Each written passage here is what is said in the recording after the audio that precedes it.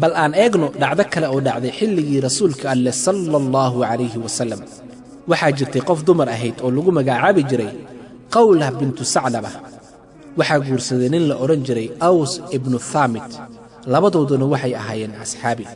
aws waxa uu la dhashay saxaabiga kale oo cubaadah ibnu thaamit allah ka raali noqday haddaba maxaa ku dhacay qofkaasi dumarka ahayd waxay noqotay qof da'ah oo aan waxba qabsan karin waxaa maalin maalmaha ka mid ah ninkeedii ku yidhi qawlah waxaad igala mid tahay hooyaday oo kale oo kuuma galmoon doono maanta wixii ka dambeeya ee raalli iga noqo markaasuu ka tegey markii uu ka tegey oo bannaanka uu ku maqnaa oo asxaabtiisii la soo sheekaystay ayuu ku soo laabtay gurigii saa wuxuu arkay xaaskiisii oo meel fadhida wuxuu damcay inuu la galmoodo gacanta ayuu u soo taagay waxay ku tidhi maya maya maya ma dhici karto arrintaasi ma og tahay waxaa haddaaya iigu tidhi waxaad tidhi waxaad iila mid tahay hooyaday oo kale ma xasuusataa waxaad tidhi maxaad ula jeedday sheekada noocaasi oo kale ah waxay tidhi raalli iga noqo waxaan u tegayaa rasuulka alle muxamed sala allahu calayhi wasallam maalin walba waxaad igu tidhaahdaa erayo qalbigayga dhibaya ma og tahay inaan ahay qof duqoobay oo da' ah wixii hadda ka dambeeya ma awoodi inaan carruur dhalo ma og tahay in xilligii dhallinyarada aan ahaa oo quruxda badnaa aan adiga kula soo qaatay wakhtigayga oo dhan carruur ayaan kuu dhalay carruurta aan dhalay dhan adiga ayaan kuu dhalay haddaba markaan sidaasi noqday ayaad waxaad leedahay hadallo aanan mudnayn inaad igu tidhaahdo adeero raalli ahaw waxaan u tegayaa rasuulka alle muxamed sala allahu calayhi wasallam sidaasi darteed kuuma oggolaanayo inaad jidhkayga taabato ilaa allah subxaanahu wa tacaala garta inay kala xukumo xaqiiqdii sheekada noocaasi oo kaleha maanta ayaan ku dhaqannaa maxaa yeelay xaasaskeenii markii ay isbeddelaan ama jidhkoodu isbeddelo ayaan waxaan ku nidhaahnaa kuuma galmoon karo kuuma soo dhowaan karo halkaa iga taagnaaw ama xaas kale ayaan guursanayaa ee nabaday ama markii jidhkeedii wax ku dhaco subxaana allah markaasi qowla waxay u timid nebi moxamed sala allahu calayhi wasallam oo waxay ku tidhi rasuulkii allow waxaan u ashtakoonayaa oo u dacwoonayaa allaah waxaan doonayaa inaan xaaladdayda allah kaliya gaarsiiyo waxaan ahaa gabar yar oo aad u qurux badan jidhkaygu wuxuu ahaa mid aad u dhisan waxaad og tahay rasuulkii allow inuu i guursaday sawjkayga aws binu thaamit waxaadna og tahay inuu yahay ina adeerkay waxaan u dhalay carruur badan waxaad aragtaa sida aan u ekahay maanta waan duqoobay wuxuuna maalin walbaa igula hadlaa hadallo aan qurux badnayn oo gaf ii ah maantana siduu u joogay wuxuu ii keenay inuu igu yidhaahdo waxaad igala mid tahay hooyaday oo kale oo yaanan isku soo dhowaanin wuxuuna ku soo laabtay guriga si uu jidhkayga u taabto oo aan ula seexdo isaga waana ka soo diiday oo ku idhi maya waxaan u tegayaa rasuulka alle muxamed sala allahu calayhi wasallam waxaan rabaa in arrintaasi alla weyne aan ugu ashtakoodo yacni dacwadayda allah oo keliya u gudbiyo markaasuu rasuulkii alle xaggeedii qawlah soo eegay oo ku yidhi qawlah aws waa ninkaagii waa ina adeerkaagii hadalkaasi uu kugu yidhi isaga sabar waa qof duquubay sidaasi ha ugu tegin oo ha ugu dheeraanin ordow kac isaga laabo oo ha u bixin wuxuu kugu yidhaahdo hadal xun ah markaasi waa ay kacday oo meeshaydii ka dhaqaaqday iyadoo ku qanacday hadalkii rasuulka alle sala allahu calayhi wasallam maxaa yeelay ku caasiyidda hadalka rasuulka alle waa dhumid oo aad ka dhuntay jidka alle وما كان لمؤمن ولا مؤمنة إذا قضى الله ورسوله أمرا أن يكون لهم الخيرة من أمرهم ومن يعص الله ورسوله فقد ضل ضلالا مبينا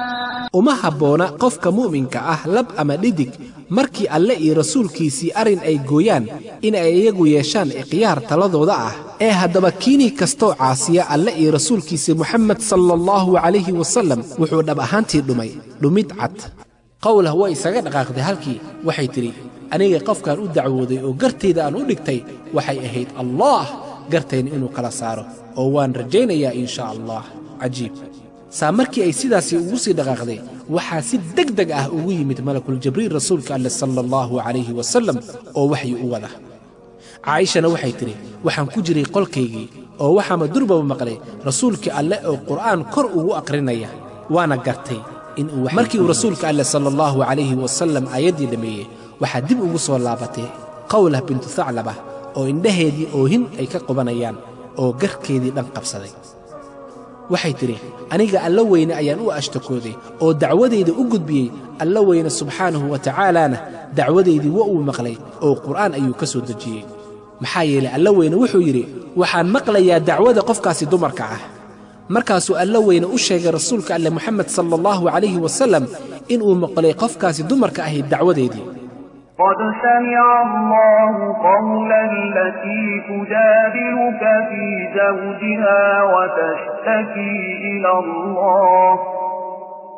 والله يسمع تحاوركما إن الله سميع بصير dhabtii allah waa uu maqlay hadalkeedii qawlah bintu athaclabah ee kaagala doodaysay moxamedow sala allahu calayhi wasalam arrinkii ninkeeda aws binu assaamit ee u dacwootay allaah oo alle waa uu maqlaa doodda dhexdiinna idinka xaqiiqdii allaah waa maqal badane oo arag badan yaa allah arrinta noocaasi oo kale maxaan maanta ku dhaqannaa qof quruxdeedii agtayna ku lumisay inaan ku dhahno eeddo meesha ka tag iska joog gurigaagii oo hooyaday ayaad ila mid tahay subxaanah waa arrin alla weyne uu inaga diiday yar iyo weyn taasina waxay la mid tahay markii xaaskaagii ay wax soo gaaraan ama jirhkeedii isbeddelo ama lugta ka go'do ama gacanta ka go'do oo aan markaasi dhibkaasi darteed ugu cararno سبحان الله الذين يظهرون منكم من نسائهم ما هن أمهاتهم إن أمهاتهم إلا اللائي ولدنهم وإنهم ليقولون منكرا من القول وزورا وإن الله لعفو غفور kuwa idinka mid ah ee isaga yeela xaasaskooda xaaraanta habka addihaar ayagoo ku oranaya waxaad igala mid tahay sida dhabarka hooyaday ma noqon karaan hooyooyinkooda oo cidina ma noqon karto hooyooyinkood oo aan ka ahayn kuwa iyaga dhalay oo xaqiiqdii waxay ku dhawaaqeen hadal xun oo munkar ah iyo been ah oo xaqiiqdii allah waa cafis badane oo dembi dhaaf badan saa markii ay aayaddaasi dhammaatay wuxuu alla weyne amray aws binu thaamit in xaaskiisii uusan u galmoon karin ilaa uu ka magdhabo ama ka bixiyo wuxuu alla weyne ku xukumay isaga oo dhegayso wuxuu alla weyne ku xukumay والذين يظهرون من نسائهم ثم يعودون لما قالوا فتحرير رقبة من قبل أن يتماسا ذلكم توعظون به والله بما تعملون خبير oo kuwa isaga yeela xaaraan aafooyinkooda habka dihaar oo raba inay ka xoreeyaan nafahooda wixii ay ku dhawaaqeen ee eedsiinta ahayd arrinkaa iyo waxa laga rabo si ay afadiisa ugu xalaaloodo waa xorayn addoon inta aysan istaabanin isagay afadiisa taasina waa darsan iyo waano si aydan ugu laabanin waxaasi oo xun oo kale oo alleh waa uu ka warqabaa waxa aad fashaan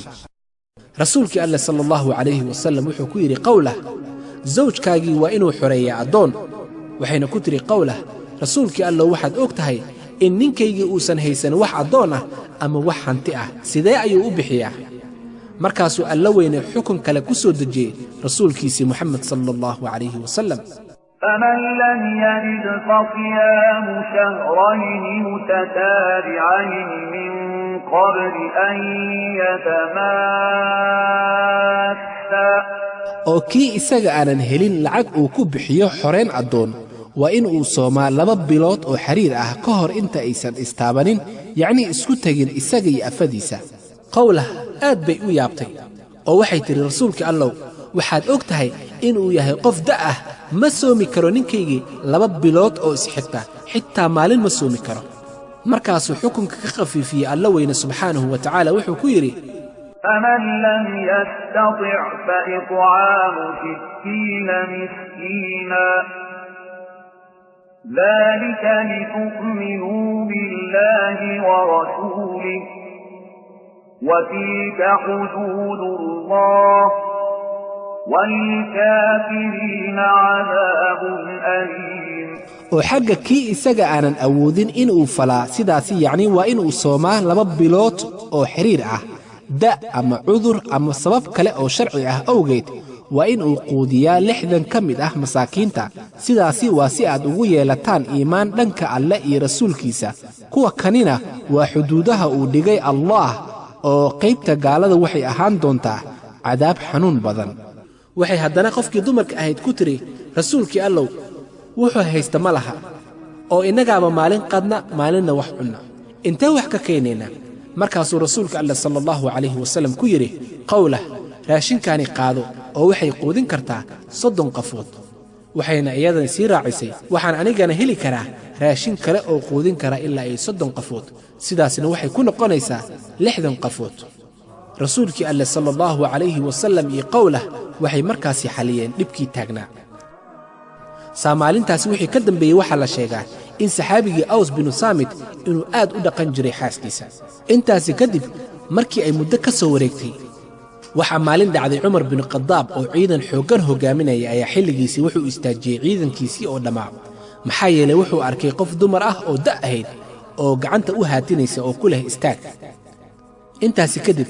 Umar durbabu wuxuu u dhaqaaqay inuu istaajiyo ciidankiisii xoogganaa oo tirada badnaa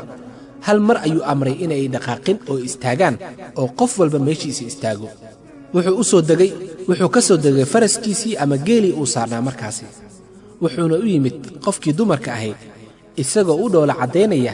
ayada madaxana u laxay wuxuu u xaliyay dhibkii haystay markaasuu ciidankiisii ku soo laabtay oo ku yiri ciidankiisii ina sii kaxaya aan sii soconay saamarkii ay dhexda socdeen qaar ka mid ah asxaabtii ama raggii la socday ayaa waxay ku yiraahdeen yaa amiirul mu'miniin kuma ayay ahayd qofkaasi dumarka ah oo aad ciidankeeni dhan oo sidaas u xoogganaa aad darteed u istaajisay Umar Allah ka raali noqday markii uu hadalkaasi maqlay wuxuu ku soo jeestay ciidankiisii oo haddana istaajiyay oo ku yiri istaaga ma doonaysaan inaan idin sheego qofkii ay ahayd qofkaasi dumarka ah oo aan darteed u istaagnay kol dhaweyd qofkaasi waxay ahayd qofkii dumarka ahayd uu alla weyna maqlay idinkana waxaad doonaysaan inaan iyadaasi maqlin waxay gacanteeda kor ugu qaaday inaan istaago waxaana waajib igu ahayd inaan istaago oo aan halkaasi ka dhaqaaqin qofkaasi alla weyne ayaa hadalkeedii dacwada ahaa maqlay oo xukun ka soo dejiyay haddaba qofkaasi magaceeda waxaa la yiraahdaa Qawla bintu Tha'laba qofkaasi waa qof Jibriil si degdeg ah rasuulka Allah sallallahu alayhi wasallam ku amray inuu soo celiyo iyada una sheego inuu alla weyne maqlay dacwadeeda haddaba waxaan idin sheegayaa qofkaasi hadday hal mar istaajiso iska dhaafay 1000 jeer hadday istaajiso waan istaagayaa oo hadalkeedii waan maqlayaa haddaba waxaan alla weyne dhamaanteen noogu rajaynayaa inaan fahanno macnaha quraanka iyo awoodda quraanka allow xaasaskeeni qalbiyadeena u jilci allow qalbiyadeena u suubi oo wanaag iyo sinaan aan kula dhaqanno